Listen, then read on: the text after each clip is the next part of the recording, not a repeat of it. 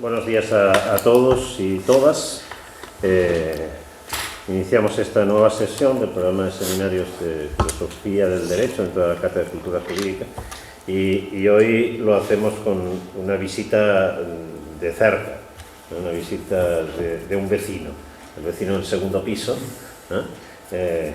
y buen amigo desde hace muchos años en esta facultad.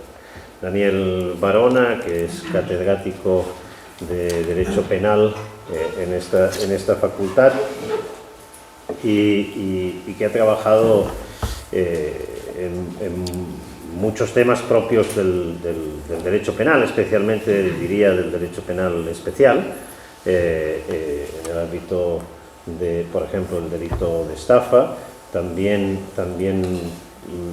sobre miedo insuperable, creo que fue su tesis doctoral, ¿verdad? Métodos alternativos de resolución de conflictos en el marco del ámbito penal, evidentemente. Ha sido coordinador también por bastantes años del estudio de criminología en distintas etapas del grado en criminología de esta facultad, profesor del doctorado en Derecho Penal y Criminología, que es del máster en Derecho Penal y Criminología, que es interuniversitario, en el que participa también la Universidad de Girona, y en el marco también de esa vinculación con los estudios de criminología, pues también ha trabajado en ámbitos no tan, diría, de dogmática del derecho penal, sino del derecho penal in action, de cómo funciona efectivamente el derecho y el proceso penal y cómo está y cuáles son sus efectos sociales. Y en ese ámbito se enmarcan dos de sus últimas líneas de trabajo, una ya publicada en relación al funcionamiento del jurado en ámbito de delitos de violencia de género, que fue objeto de un libro muy reciente que recomiendo a todos y todas, y un trabajo en marcha, en curso, sobre el funcionamiento de lo que en el ámbito anglosajón se llama plea bargaining, que en España son procesos de conformidad o con sentencias de conformidad, y en muchos países de Latinoamérica procesos abreviados en el ámbito penal, que suponen en todos los casos la necesidad de la aceptación del delito y de la autoría por parte del imputado o la imputada en ese proceso, y los problemas que eso tiene. Así que justo sobre este último tema, que como digo es un trabajo en curso, es sobre lo que nos va a hablar hoy. Creo que es un trabajo que también se está desarrollando con otros colaboradores y que creo que puede ser tremendamente interesante, porque creo que ayer con Diego hablábamos de esto en algún momento. Bueno, quizás estamos diseñando una especie de Rolls Royce de proceso con todas las garantías y un gran atajo donde vamos en burro, que en realidad es un atajo por el que transitan ya la gran mayoría de procesos, y sobre todo un cierto tipo de procesos con un cierto tipo de imputados, y quizás se producen aquí también sesgos muy importantes. En fin, no quiero ni adelantar ni sustituir a lo que pueda explicarnos al respecto Dani, así que simplemente muchísimas gracias por bajar del segundo piso y por, sobre todo, más allá de la broma, por tener la iniciativa, porque quiero decirlo también, la propuesta fue además una iniciativa del propio Dani de venir a discutir con nosotros estos temas, y se lo quiero agradecer especialmente. Tu tiempo. Con permiso. Bueno, en primer lugar, por supuesto, muchísimas gracias a todos por venir. Es un placer estar aquí y poder discutir con vosotros el trabajo, puesto que yo creo que forma parte de lo mejor de la academia, pues poner a disposición de los demás y a criticar los trabajos, y creo que esto es algo esencial, ¿no? Y que a veces con la pandemia y con otras cosas hemos olvidado, pero creo que es esencial, ¿no? Entonces, muchísimas gracias a Jordi y a todos vosotros, a Jordi por invitarme y a vosotros por venir, y esperemos que sea fructífero para todos, porque efectivamente cuando hablaba con Jordi, pues yo iba pasando por la sala de grados y veía los temas tan interesantes que estaban allí impartiéndose a principio de este curso, ¿no? Pues, creo que de razonamiento probatorio. De razonamiento probatorio, y yo pensaba, bueno, pues si estos temas o algunos de estos temas estamos trabajando, pues yo creo que a veces es verdad que estamos en pisos diferentes y parece que en universos diferentes, y no debería ser así. Y entonces creo que tenemos que compartir conocimiento, y muchas gracias por la invitación. Y bueno, con Jordi estuvimos hablando, efectivamente, si el tema del jurado, el tema de la conformidad. Él me comentó que probablemente el tema de la conformidad podía ser más de vuestro interés, ¿no? Y efectivamente estamos desarrollando una investigación que, como ahora explicaré, forma parte de una investigación más amplia, ¿no?, sobre penas en España. Y dentro de esa investigación pues nos hemos encontrado efectivamente con algo que cualquiera que sabe algo de la justicia penal en la práctica enseguida se da cuenta de que efectivamente hacemos discursos muy grandes sobre las garantías del proceso, presunción de inocencia, inmediación, etcétera, etcétera, y hay una gran parte del proceso que directamente se procesa de otra manera, que no va a ese juicio, sino que tiene lugar una resolución al margen del juicio o paralela al juicio, que son todos esos sistemas de justicia negociada o justicia consensual, como se llama, y que en España se llama la conformidad, quizá estableciendo más claramente de lo que se trata, ¿no? Pero como veremos es que qué pasa cuando el acusado se conforma con la acusación presentada, eso que digamos, consecuencia debe tener, ¿no? Y a esto quiero dedicar un poco las reflexiones que veréis que son fundamentalmente, intento aterrizar en la práctica, porque, como veréis, en España tenemos un gran agujero en los datos, y hay mucha literatura, sobre todo procesal penal, sobre garantías de la conformidad, cómo debe funcionar, requisitos, pero no sabemos apenas nada sobre la realidad práctica de la conformidad. Y hoy la idea es hablar fundamentalmente de la realidad práctica de la conformidad. ¿Quién se conforma? ¿Quién no se conforma? ¿Qué efectos tiene la conformidad en España? ¿De acuerdo? Vale. Bueno, el contexto de la investigación sobre la conformidad forma parte, en realidad, ya digo, de una investigación más amplia, que es sobre la imposición y ejecución de sanciones penales en España. En España tenemos un problema importante en cuanto a los datos, porque si uno quiere saber, bueno, en España cuántas penas de prisión, ¿no?, se imponen y se ejecutan, cuál es más o menos el porcentaje, cuánta gente la condenada va a prisión o cuánta gente recibe una pena de multa u otro tipo de pena.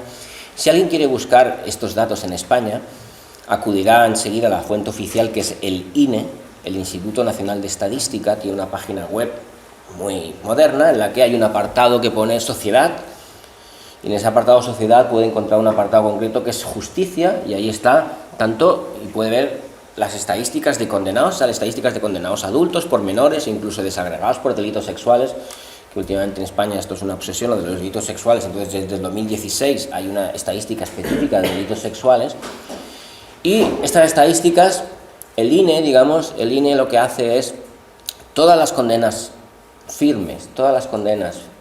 firmes en España son notificadas al INE. Entonces el INE hace una explotación de eso y hay efectivamente datos sobre imposición de condena en sentencia firme. El problema es, y ese es el gran problema que tenemos en los datos en España, el problema es que hay que tener muy claro que una cosa es la pena que se impone en sentencia, y otra cosa bien diferente puede ser la pena que finalmente se ejecuta. ¿Por qué?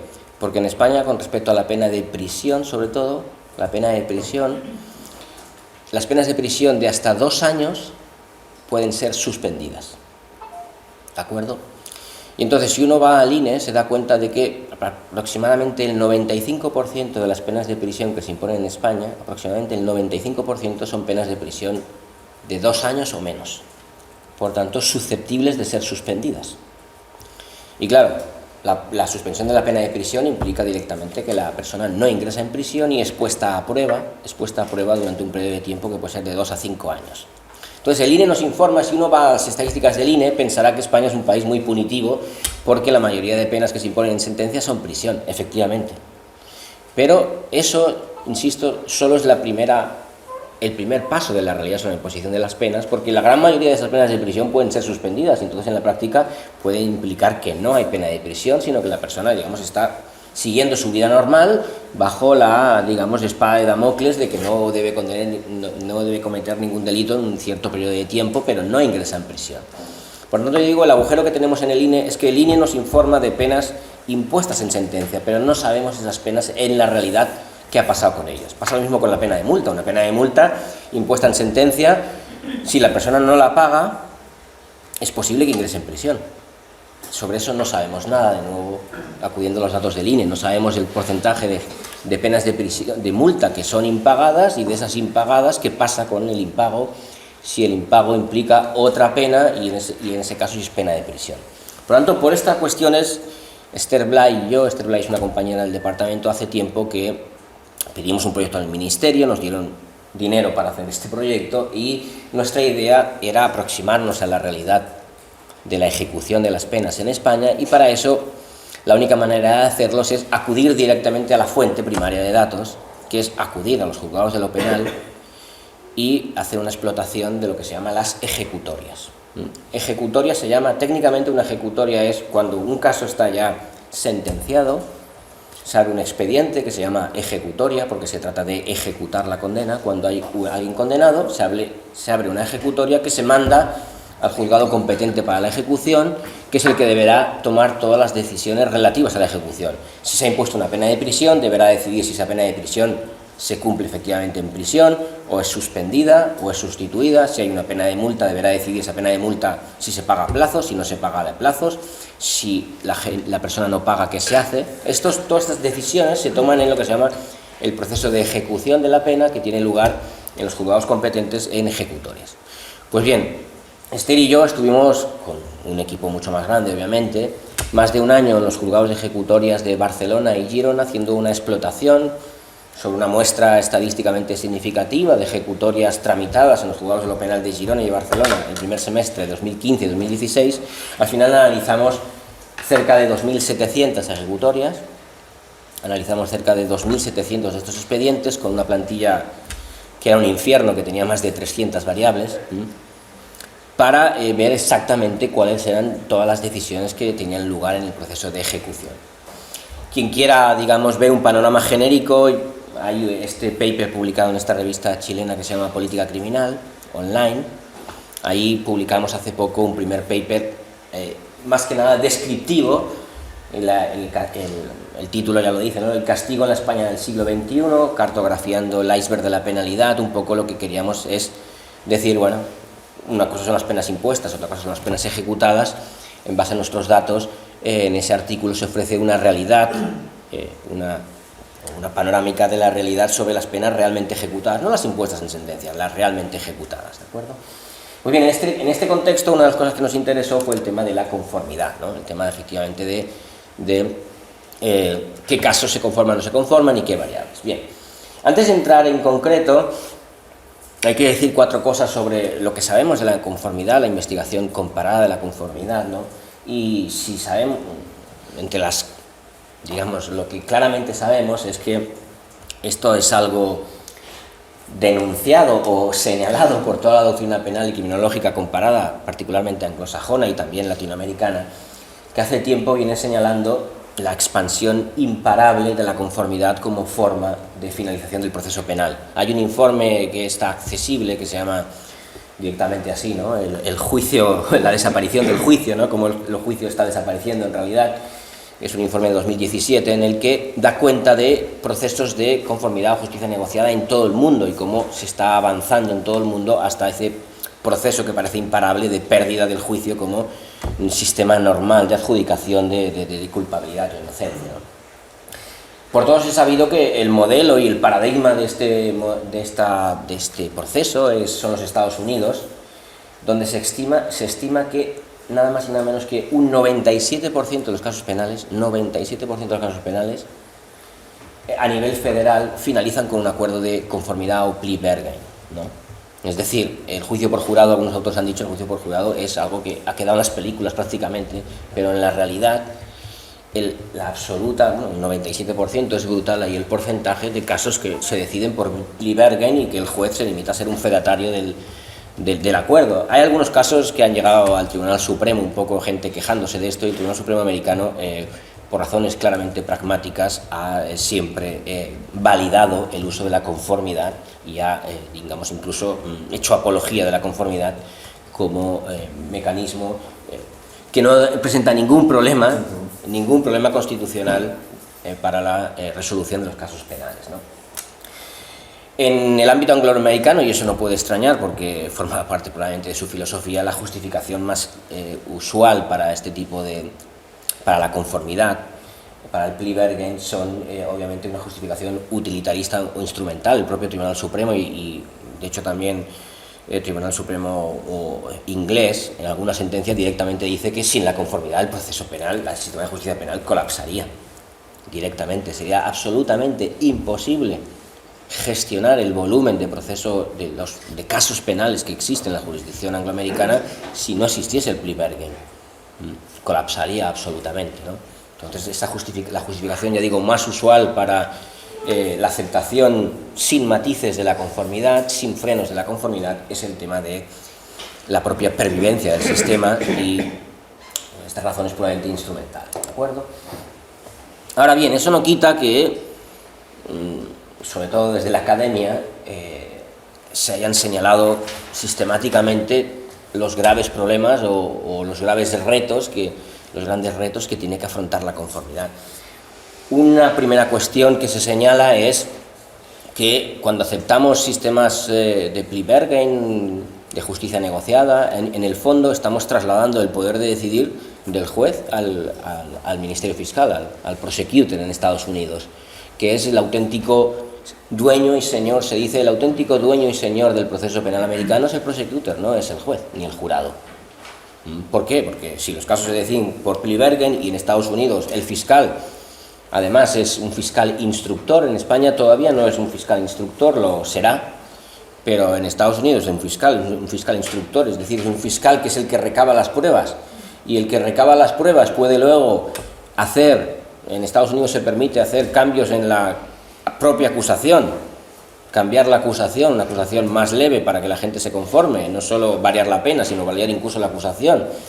Y se señala que muchas veces los fiscales pues pueden llegar a técnicas mucho más discutibles, como, digamos, ocultar cierta evidencia, ¿no?, para favorecer el acuerdo de conformidad, pero bueno, en última se señala que se está convirtiendo en el auténtico dueño y la figura más poderosa del proceso penal americano. La figura más poderosa es el prosecutor, que es quien decide realmente cómo se solucionan los casos, que es, al hacer la oferta de conformidad y poder manejar cómo se hace esa oferta, pues es el auténtico dueño del proceso. Y entonces esto es una de las cuestiones primeras que se señala.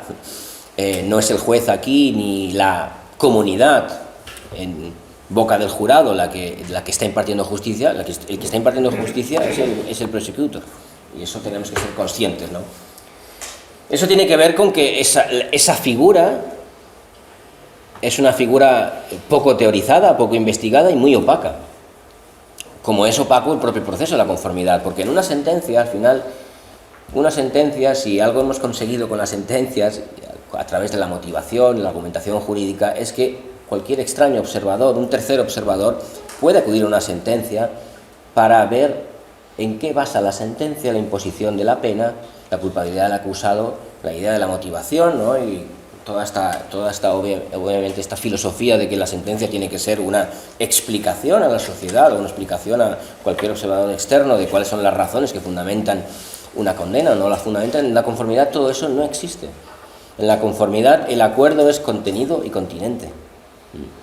El acuerdo es contenido, se ofrece un determinado acuerdo no se justifica ese acuerdo, uno no va a encontrar en un acuerdo, digamos, una motivación de la conformidad, sino simplemente la persona se ha presentado unos cargos y la persona manifiesta su conformidad a esos cargos y se acabó. No hay una explicación de cuál es la evidencia que lleva a esa oferta ni por qué la persona... No, es mucho más... aquí en España, de hecho ya lo veremos, la sentencia de conformidad únicamente recoge los hechos probados tal como la persona los ha reconocido y en función de la conformidad de la persona se impone la pena tal. No hay, evidentemente, uno no puede buscar dónde está la motivación que justifica la evidencia sobre la culpabilidad de la persona y la justificación sobre la pena impuesta. Por tanto, la conformidad, el propio sistema de la conformidad es un sistema opaco por naturaleza, porque como está justificado con el acuerdo y el acuerdo es simplemente una cuestión en la que no hay la explicación, la motivación que vemos en las sentencias, pues es un proceso opaco desde el inicio hasta el final. ¿De acuerdo? También en la misma línea se señala, y otro de los grandes problemas de la conformidad es cuándo estamos ante una conformidad, cuándo hay consentimiento y cuándo hay coerción. ¿Cuál es la fina línea entre consentir, conformarse y simplemente admitir culpabilidad porque el grado de coerción que ejerce sobre ti la acusación es prácticamente insuperable? ¿De acuerdo? Entonces esto es una cuestión también muy discutida en la doctrina angloamericana, sobre todo en relación a ciertos colectivos vulnerables, gente que no puede pagarse una buena asistencia letrada, gente que a lo mejor está en prisión, no le han dado una fianza y está en prisión, y estando en prisión se le ofrece un acuerdo para que salga inmediatamente de prisión, colectivos especialmente vulnerables, que no tienen sus necesidades cubiertas. Todo esto ha planteado la idea de que, por lo menos en todos esos colectivos, esos acuerdos, más que una conformidad, son una forma de presión tan brutal que a la persona no le queda más remedio muchas veces que conformarse, y esto ha llevado a toda una literatura que cuestione directamente y que hable directamente de, no como una mera posibilidad, sino como la certeza de que hay muchos inocentes conformándose. Y el problema de la conformidad de los inocentes, de las false confessions, de las confesiones falsas, es un tema también muy debatido en Estados Unidos, porque uno puede pensar, ¿cómo te vas a conformar si eres inocente? Pero hay muchos estudios que documentan que cuando, digamos, la alternativa que ofrece el fiscal, y hay casos tan dramáticos como en pena de muerte, claro, hay personas en pena de muerte que les están ofreciendo, bueno, el delito que has cometido es un delito castigado con pena de muerte, si te conformas, la pena de muerte no va a ser pedida, la pena de muerte se conmutará por cadena perpetua, perpetuidad, life sentence, pero no voy a pedir la pena de muerte si te conformas, claro. Son situaciones evidentemente en las cuales se plantea que esa quimera de la conformidad inocente no es tal quimera, es una posibilidad muy real que personas inocentes, ante la perspectiva de una condena mucho más dura si no se conforman, acaben admitiendo falsamente la comisión de un delito en la esperanza de que con eso la pena sea digamos, rebajada. Porque a eso vamos, ¿no? Digamos, la conformidad al final, lo que en Estados Unidos se ha documentado claramente en la mayoría sistemáticamente en las investigaciones que se han hecho, es que todo esto, digamos, todo este éxito de la conformidad viene cimentado por el hecho de que las personas que se conforman reciben un claro beneficio a nivel de descuento de la pena. En la literatura angloamericana se discute si estamos aquí ante, algunos autores hablan de plea discount, descuento por conformarse, y otros prefieren hablar de un trial tax, ¿no? Hay una especie de impuesto al juicio, ¿no? Si vas a juicio, que sepas que tienes que pagar una especie de tasa por ir a juicio, que es que te van a castigar más, te van a castigar. Es cierto que uno podría decir, bueno, si vas a juicio tienes la posibilidad de ser absuelto, pero si no eres absuelto, los que van a juicio sistemáticamente son castigados más duramente que respecto a aquellas personas que manifiestan su conformidad en el momento procesal hábil que se les ofrece. Por tanto, esta cuestión de la existencia de un plea discount o un trial tax, que ha sido claramente documentada en Estados Unidos, pues pone blanco sobre negro cuál es la importancia de la conformidad. Se trata de una forma de resolver el proceso que al final ciertamente supone para el individuo un beneficio a nivel de la pena, pero la frontera entre ese beneficio, el consentimiento y la coerción es algo que pues no es fácil de establecer, ¿de acuerdo? Estas son las líneas básicas, un poco yo diría, de la problemática que rodea la conformidad en la literatura angloamericana, las cuestiones que se han señalado. Y en España la conformidad, ¿qué sabemos de la conformidad? Bueno, a nivel legal, por así decirlo, deberíamos decir y comenzar señalando que la conformidad es un acto de finalización del proceso penal mediante el cual el juez o tribunal dicta sentencia de conformidad con efecto de cosa juzgada, es decir, no cabe recurso. Cuando las sentencias de conformidad se pierde el derecho al recurso porque en principio te has conformado, obviamente, sin la celebración de un juicio contradictorio donde se practique prueba de cargo o descargo, porque la aceptación de los escritos de acusación, la conformidad del acusado con el escrito de acusación implica la aceptación de la calificación jurídica y las responsabilidades establecidas en aquel. Formalmente, las sentencias de conformidad, si la vieres, es una sentencia que pone sentencia de conformidad, donde hay un relato de hechos probados y seguidamente el fallo condenatorio, y como os decía, no hay ningún tipo de motivación ni argumentación jurídica, simplemente, digamos, esa conformidad sirve como aceptación de la calificación jurídica y las responsabilidades establecidas en la calificación, ¿de acuerdo? A nivel legal existen muchos supuestos de conformidad casi en cada proceso penal, en el tribunal del jurado, en la jurisdicción de menores hay posibilidad de conformarse, pero a nivel práctico hay dos supuestos básicos de conformidad que corresponden con el mayor porcentaje de conformidades reales. En el jurado también daría para otra cuestión el tema de conformidades en jurado, pero a nivel fuera de los procesos del jurado, en procesos, digamos, de jurisdicción profesional, hay dos supuestos básicos de conformidad. La primera es la que se llama la conformidad premiada, que se llama así en la ley de enjuiciamiento criminal, que tiene lugar en delitos, digamos, de investigación fácil, normalmente personas detenidas de manera casi infraganti o que las pruebas son fáciles de recabar.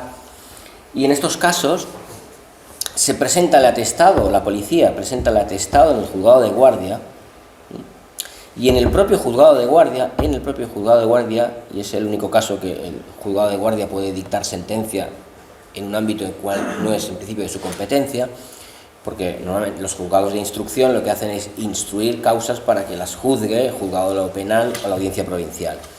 Pero en casos de conformidad premiada, en delitos castigados hasta 5 años de prisión y siempre que no se soliciten más de 3 años de prisión efectiva, en estos casos, presentado el atestado en el juzgado de guardia, en el propio juzgado de guardia, después de tomar declaración al detenido y si hay que hacer alguna otra diligencia, allí en el propio juzgado de guardia, el Ministerio Fiscal presenta el escrito de acusación y si el acusado se conforma con el escrito de acusación presentado en el propio juzgado de guardia, el juzgado de guardia dictará directamente sentencia.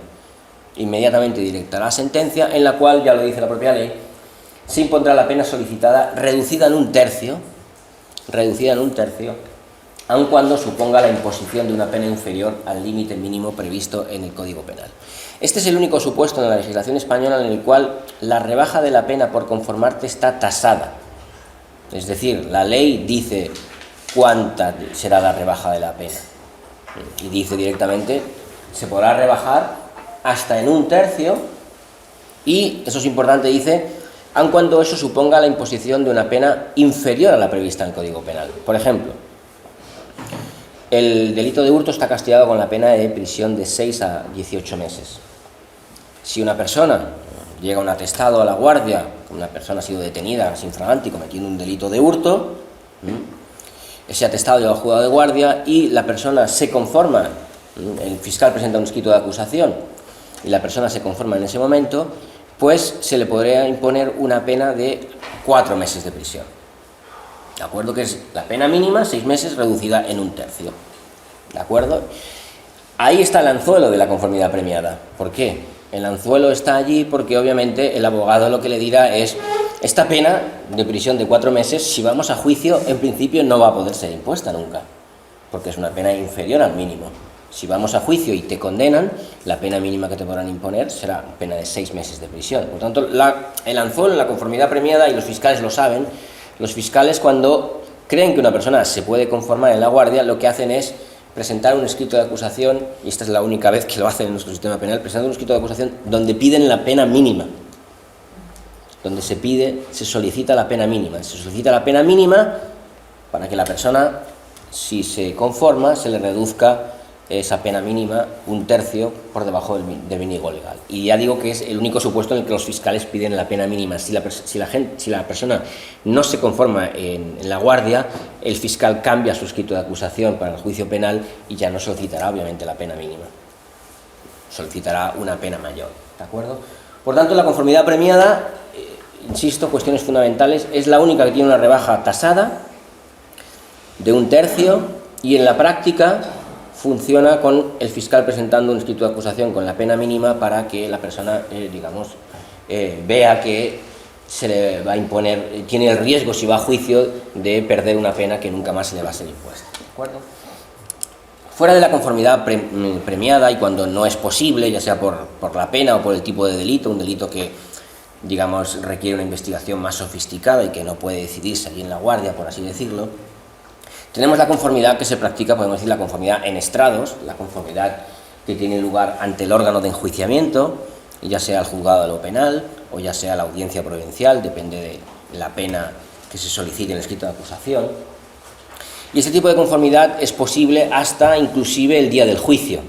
Puede hacerse antes, puede arbitrarse la conformidad mediante escritos antes, pero la verdad es que lo usual es que el mismo día del juicio, antes de empezar el juicio, se produzca una especie de teatro en el cual, bueno, pues siempre el juez o el tribunal le pregunta al letrado o a la letrada si existe alguna posibilidad de llegar a un acuerdo de conformidad y les invita a hablar sobre esta cuestión privadamente, aunque a veces hay algunos jueces que no lo hacen tan privadamente, pero bueno, en principio debería ser privadamente que hablen sobre la posibilidad de la conformidad.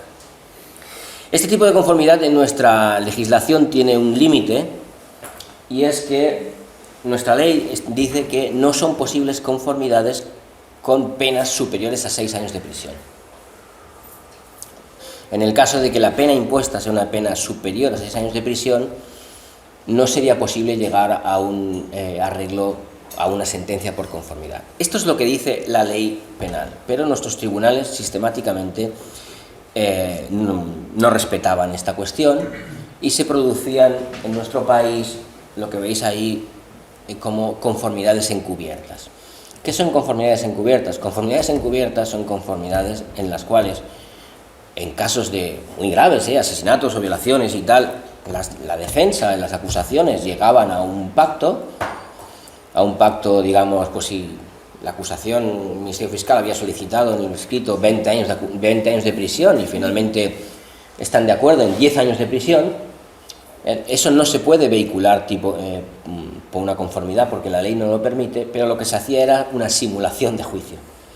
Se hacía una simulación de juicio, esto es real, se hacía una simulación de juicio en el cual lo primero que pedía el fiscal decía, bueno, que declare el acusado. El acusado declaraba y confesaba, o manifestaba su conformidad con el escrito de acusación del fiscal.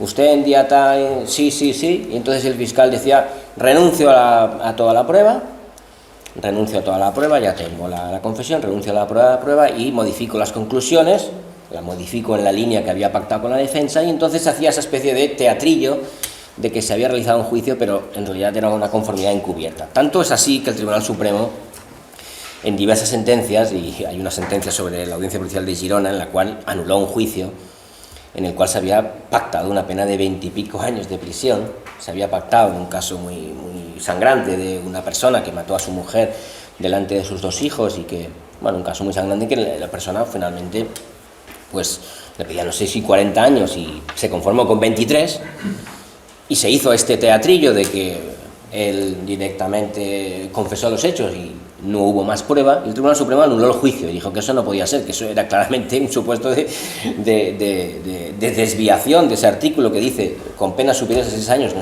no se puede conformar la persona, y entonces esto claramente suponía una conformidad encubierta y anuló. Las conformidades, aunque el Tribunal Supremo ha hecho esto, ya os digo yo por mi experiencia que las conformidades encubiertas se siguen produciendo.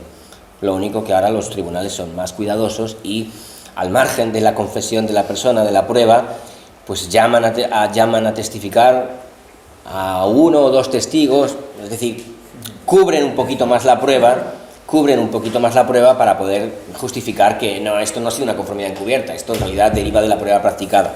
Pero ya os digo que estas conformidades encubiertas se siguen produciendo, ¿de acuerdo?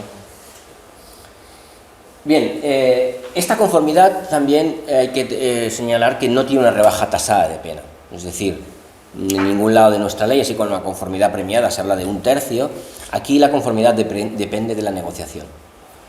Depende de la habilidad de los negociadores, Ministerio Fiscal, acusaciones y defensas, la conformidad hasta dónde puede llegar.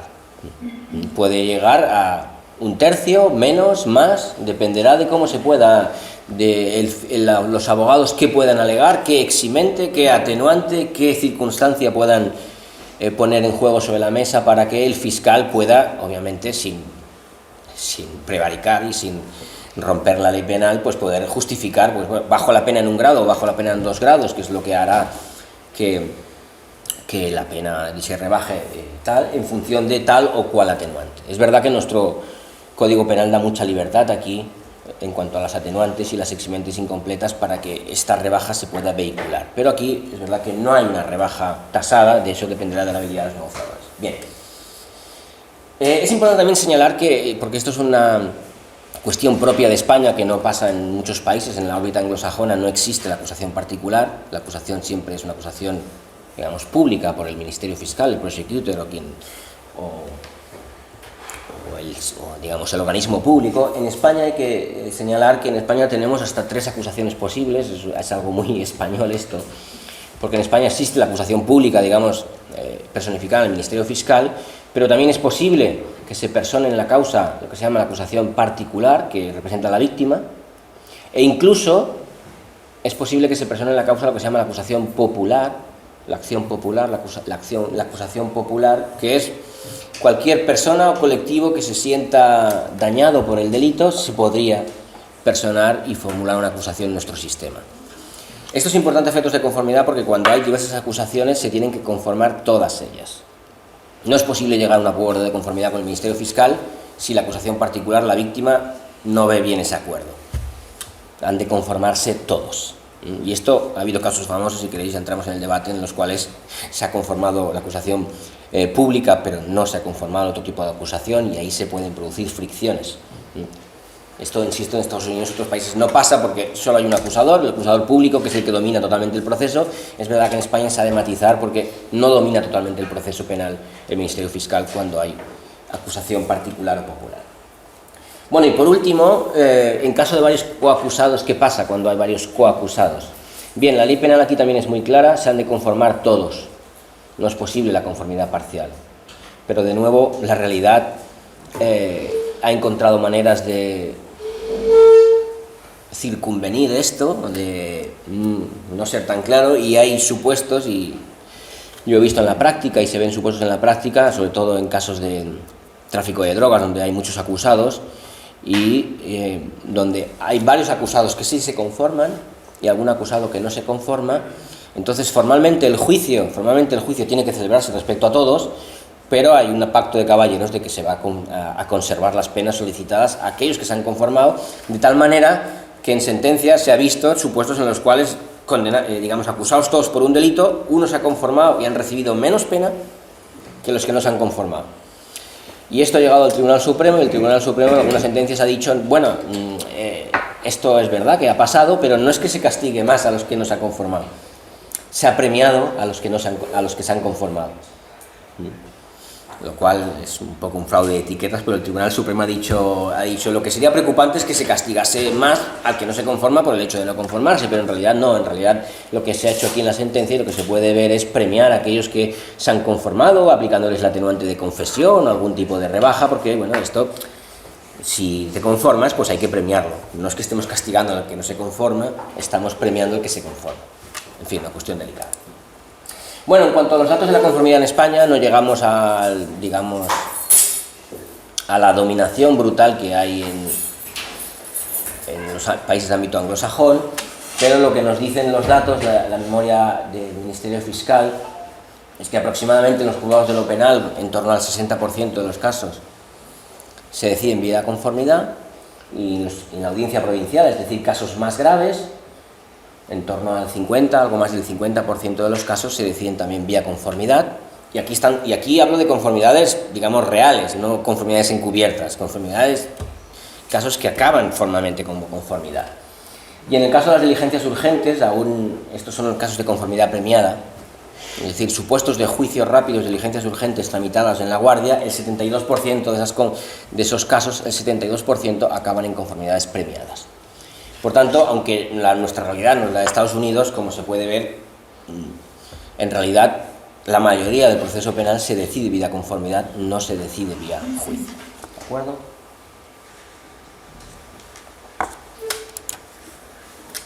Bueno, sobre esta base montamos nuestra investigación. Como ya os he dicho, nuestra muestra son 2.900, casi 3.000 penados. Eran 2.600 ejecutorias, pero como en algunas ejecutorias hay más de un penado, nuestra muestra está compuesta por casi 6.000 penados y penadas en los juzgados penales de Girona y Barcelona durante los años 2015 y 2016. La plantilla de la investigación, ya os digo que era un infierno, tenía más de 200 variables, pero una de las variables que recogíamos era si la persona se había conformado o no, es decir, la sentencia había sido una sentencia de conformidad o no, y también recogíamos una cuestión que nos interesaba, y es la pena que había sido solicitada por el fiscal en el escrito de acusación, cuál es la pena que había sido solicitada por el fiscal, para compararla obviamente con la pena posteriormente impuesta. Para llevar a cabo el análisis, pues extrajimos de los expedientes toda una serie de variables que podían ser, de acuerdo con la literatura, relevantes para la conformidad de la persona: el tipo de delito cometido, si tiene antecedentes o no tiene antecedentes, su edad, el tipo de asistencia letrada, en el sentido de un letrado de oficio o un letrado de parte, si se ha solicitado intérprete, etcétera, etcétera. Debo decir aquí y agradecer a Steven Kemp, que es el compañero con el que estoy haciendo esta investigación, básicamente, que él es realmente la cabeza pensante en todo el tema del análisis de los datos y de la estrategia para analizar los datos. Esto no es ni mucho menos mérito mío, es mérito de Steven Kemp, que es el que ha hecho todos estos análisis y con el que, digamos, publico conjuntamente estas cuestiones. Las preguntas de investigación que nos interesaban para plantearnos en estos análisis son estas dos. La primera pregunta de investigación es cuáles son los factores sociodemográficos y las características del delito y proceso penal asociados con la conformidad, quién se conforma, quién no se conforma, qué factores predicen o están asociados con la conformidad. Y la segunda pregunta de investigación que nos interesaba es: ¿existe en España, como se ha documentado en Estados Unidos, existe realmente un plea discount, un beneficio por conformarse? En esta investigación estamos llevando a cabo una investigación más sofisticada para esta pregunta de investigación concreta. Pero hoy lo que os voy a presentar es resultados sobre una variante de esta cuestión, que es el tema concreto a las personas que se conforman son beneficiadas en términos de que tienen menos posibilidades de ir a prisión que las que no se conforman. Se les aplica más una medida penal alternativa, la suspensión de la pena, al que se conforma respecto al que no se conforma.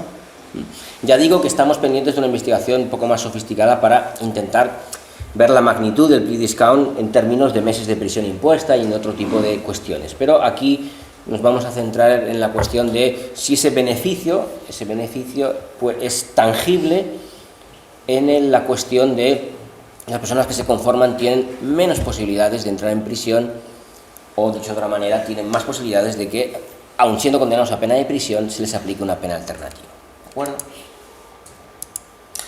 Bueno, esto no se ve mucho, pero bueno, esto es más o menos, son las variables descriptivas de nuestra investigación, fundamentales. Como veis ahí, la mayoría de condenados en nuestra muestra son hombres, aquí los grupos de edad, un 60% aproximadamente españoles, casi un 40% extranjeros. La mitad aproximadamente tiene algún tipo de anotación en la hoja histórico-penal. Solo la mitad, digamos, tiene una hoja histórico-penal limpia.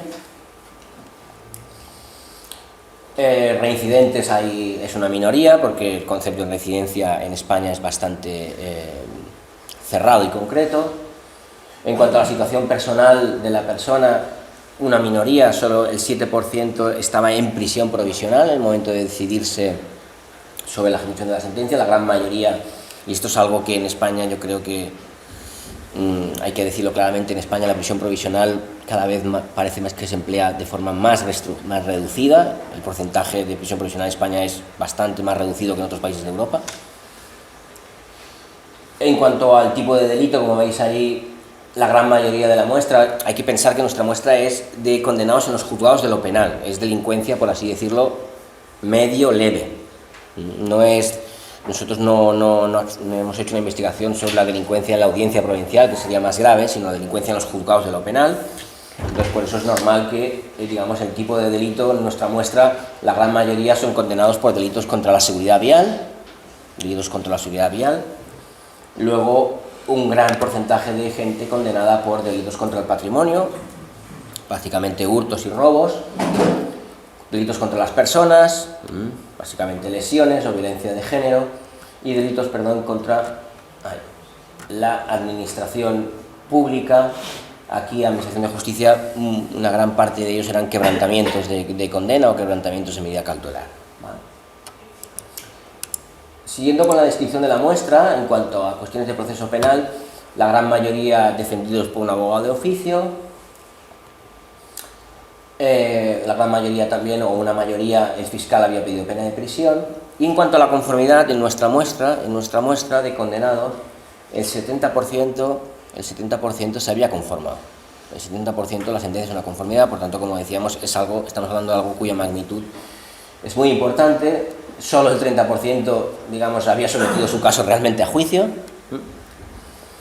Y en cuanto al tipo de conformidad, nos encontramos con que en ese 70%, como veis, la mayoría era conformidad que se había producido en el juzgado de lo penal. Hay un porcentaje de personas que se habían conformado en la guardia, un 30%, pero la mayoría eran conformidades, digamos, conformidades en el juzgado de lo penal. ¿De acuerdo? Y en cuanto a la cuestión de si se había suspendido la pena de prisión impuesta en sentencia, como veis, la gran mayoría, por eso os decía antes, ¿no? La gran mayoría de penas de prisión en España son penas de prisión de menos de 2 años, susceptibles de suspensión. Nosotros esto lo sabemos por investigaciones antiguas, pero también nuestra investigación ratifica que la gran mayoría de penas de prisión de menos de 2 años se suspenden. Realmente se suspenden. Si la persona no tiene antecedentes, puede decirse que el 99% de las veces se suspende.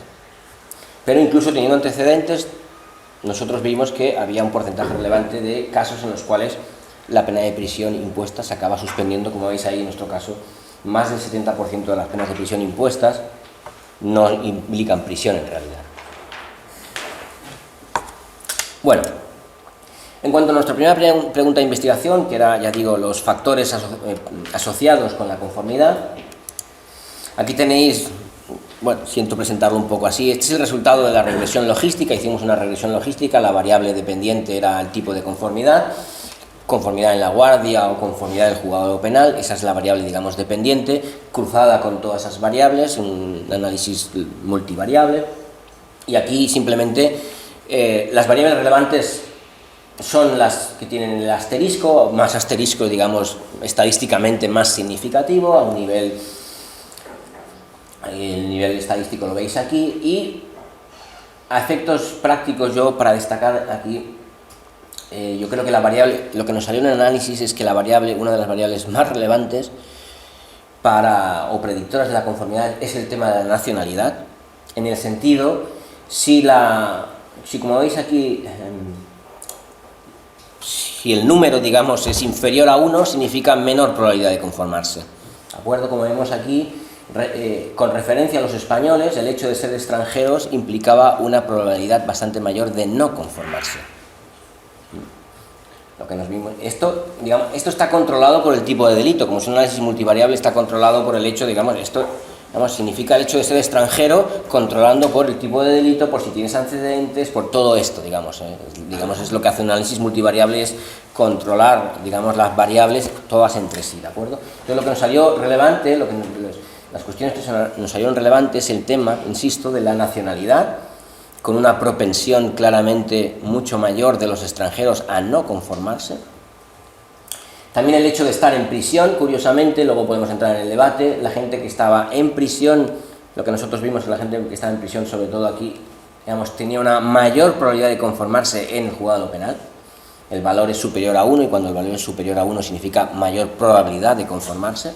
La gente que está en prisión, esto parece que juega a favor de que se conforme posteriormente el juzgado penal. Podemos entrar en la discusión del por qué, es interesante. Y respecto al tipo de delito, bueno, salió algo que, bueno, ya esperábamos, obviamente. La conformidad en la guardia, digamos, está clarísimamente asociada con el hecho de que te acusen por un delito contra la seguridad vial. Los acusados por un delito contra la seguridad vial tienen 10 veces más probabilidad de conformarse en la guardia respecto a la categoría de referencia que era delitos contra el patrimonio. También el juzgado penal, los acusados por delitos contra la seguridad del tráfico se conforman más, y la única categoría de delito que nos salió relevante son los delitos referidos a salud pública, drogas. Como veis aquí, en estos casos, los acusados por un delito de drogas tienen menor probabilidad de conformarse en el juzgado penal. ¿De acuerdo? Bien, estas son las variables fundamentales que nos salieron respecto a esta cuestión de los predictores o los factores asociados con la conformidad. Respecto a la segunda pregunta de investigación, si existe un beneficio en términos de menor probabilidad de ingreso en prisión si te conformas, aquí lo que hicimos es de nuevo una regresión logística solo con las personas condenadas a prisión. Hicimos una regresión logística solo con las personas condenadas a prisión y lo que vimos es que efectivamente, lo tenéis aquí, el hecho de, aquí la variable dependiente es la conformidad, el hecho de aplicar una medida penal alternativa implica 3 veces más posibilidad de que te conformes, o dicho de manera, cuando te conformas hay 3 veces más posibilidades de que te apliquen, de que te suspendan la pena de prisión, ¿de acuerdo? También de nuevo nos salió relevante la variable extranjería, ¿de acuerdo?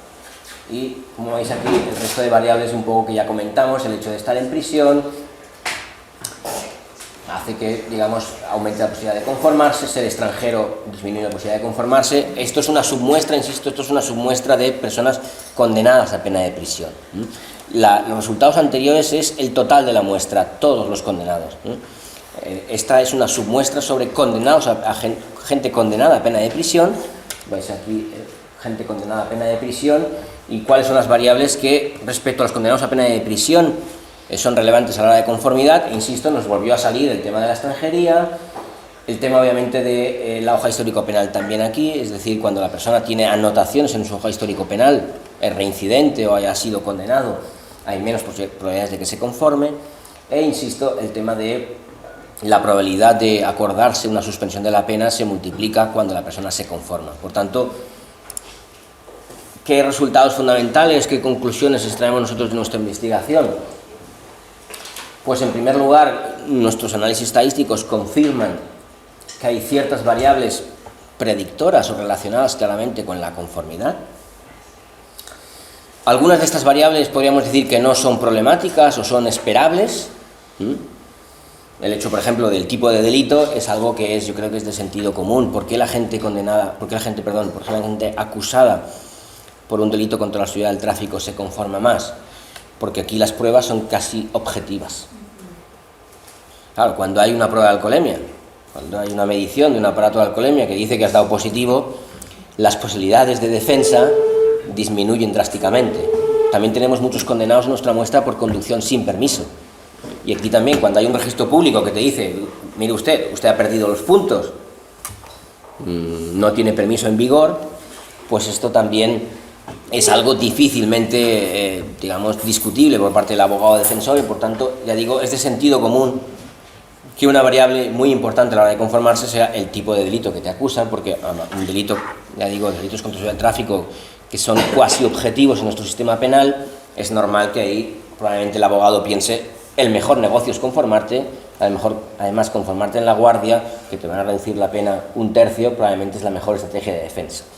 Pero otras variables, nos encontramos con otras variables, digamos, sorprendentes o no tan explicables, y sobre todo es el tema de la extranjería, porque esto es algo que nosotros también en la literatura angloamericana lo ha señalado. Las minorías étnicas en Estados Unidos sistemáticamente se ha documentado cómo tienen menor propensión a conformarse, también menor propensión a entrar en procesos de plea bargain.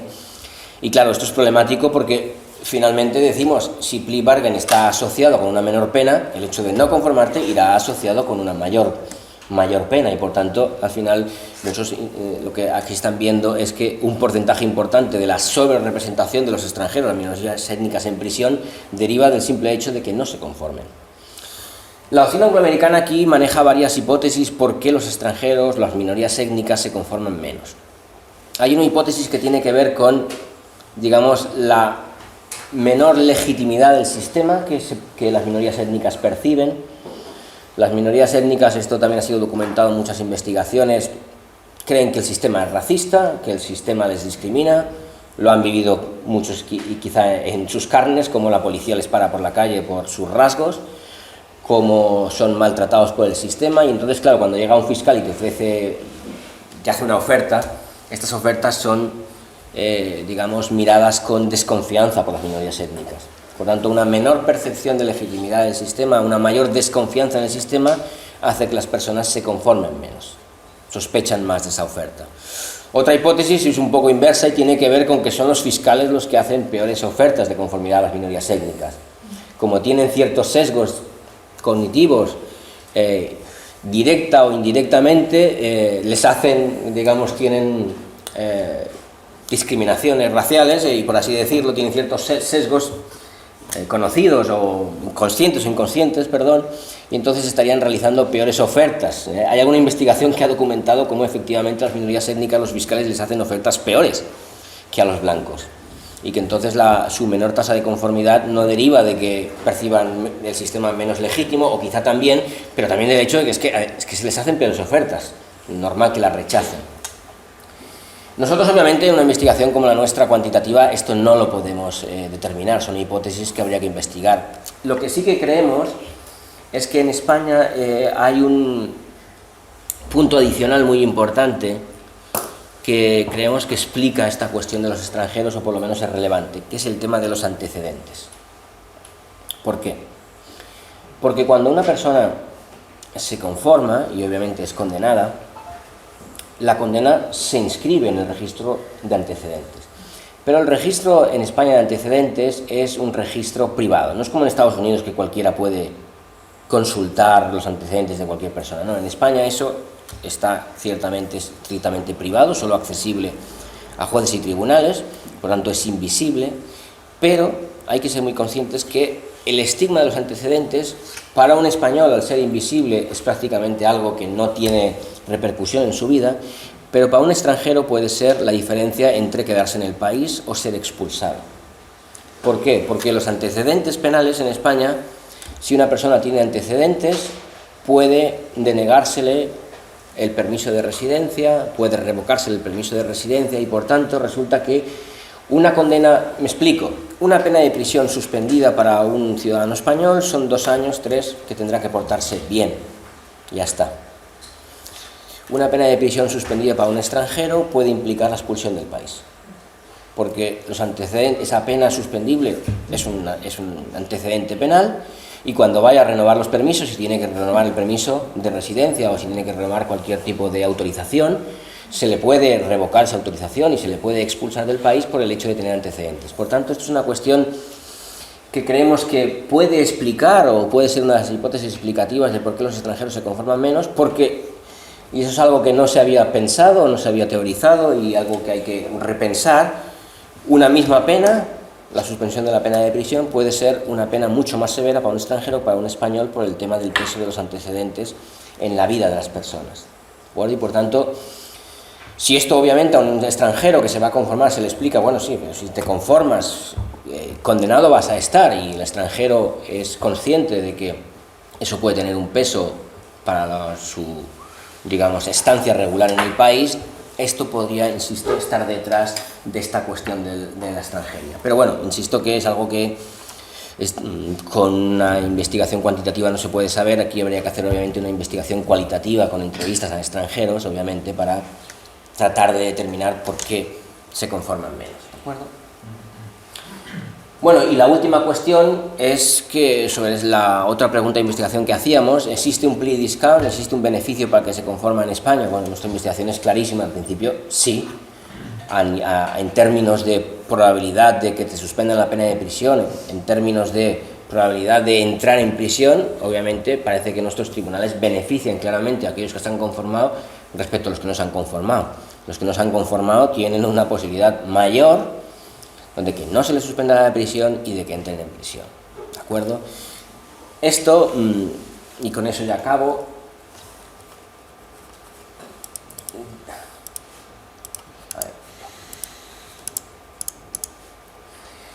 Hay una sentencia del Tribunal Constitucional, que tenéis ahí, la sentencia del Tribunal Constitucional 75/2007, analiza un caso en el cual dos acusados por un delito creo que de robo, hurto, no recuerdo, dos acusados no se conformaron. Fueron a juicio. Y entonces el juez, cuando dictó sentencia, justificó que no les ponía la pena mínima. Y luego justificó que no les suspendía la prisión por el hecho de no conformarse, ¿no? Y el juez fue tan temerario o fue tan honesto de decir blanco sobre negro lo que nosotros sabemos que pasa. Fijaos lo que dice. La no imposición de la pena de grado mínimo se justifica porque esto es lo que se les ofreció para el caso de que se conformaran. De modo que, no concurriendo circunstancias modificativas, no se encuentran motivos para rebajar la pena solicitada por el fiscal. Y por otro lado, la propia actitud de los acusados. Si hubieran reconocido los hechos, o al menos no hubieran negado hasta lo más evidente, y no hubieran obligado a hacer un juicio larguísimo, declaraciones de dos acusados, un perjudicado, un testigo, 4 policías, con preguntas por parte del fiscal y 2 defensas, se justificaría que se les tratase con más magnanimidad. Pero si ellos no lo han tenido con la Administración de Justicia, ¿por qué esta la va a tener con ellos? Esto los ingleses tienen una expresión muy buena para esto, para esta filosofía. Los jueces ingleses dicen: "If you take some of my time, I will take some of your time". Dicen directamente, clarísimo. Pues es esta filosofía, ¿no? Por supuesto se reconoce su derecho constitucional de defensa, no reconocerse culpables, evidentemente, pero si luego se demuestra que no son tan inocentes como dicen, como ellos alegan, lo que no parece lógico ni razonable es que vengan solicitando un trato benévolo. Y respecto a la suspensión, pues también lo dice, ¿no? Dice, para ser merecedor, en la suspensión dice, para ser merecedor de este beneficio, para ser merecedor de este beneficio, al menos este jugador entiende, hay que ganárselo, hay que merecerlo, hay que demostrar cierto arrepentimiento, alguna forma de colaborar con la Administración de Justicia que está gastando mucho tiempo y dinero. Esto que esta sentencia constitucional, uno podría decir, bueno, anecdóticamente, obviamente el Tribunal Constitucional, ante una sentencia que directamente dice esto, el Tribunal Constitucional no pudo más que anularla por infracción del derecho a la presunción de inocencia y a no declarar contra uno mismo. Porque claro, como el juez fue tan temerario de decirlo claramente, el Tribunal Constitucional anuló la sentencia. Pero esto sabemos, los que, digamos, vivimos a diario la Administración de Justicia, esto sabemos qué pasa. Sabemos que en los acuerdos del fiscal la suspensión es un anzuelo claro para que la gente se conforme. Aquí se dijo claramente, pero insisto, en nuestra investigación hemos podido ver muy claramente en nuestra investigación cómo efectivamente la gente que se conforma tiene muchas mayores posibilidades de que se le suspenda la pena de prisión. Obviamente no se dice, ni tenemos una versión como es el Tribunal Constitucional, pero sabemos que esto está en el fondo de esa decisión, ¿de acuerdo? Bueno, queda a vuestra disposición, muchas gracias. Ya digo, agradecer también a Stephen Kempis que han hecho todos estos análisis y queda a vuestra disposición y muchas gracias.